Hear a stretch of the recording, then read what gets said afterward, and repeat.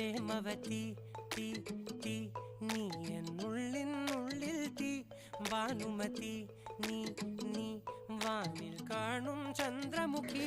Hi, I am back. നമ്മൾ ഉച്ചക്കത്തെ food കഴിച്ചാലോ?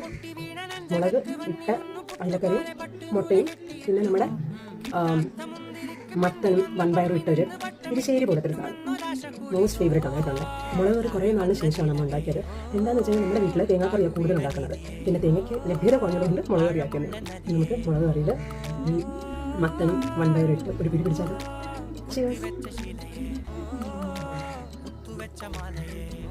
നമ്മുടെ മീനൊന്നും എടുക്കാം. വലിയ കഷ്ണം മീനും പയറിട്ടേക്ക്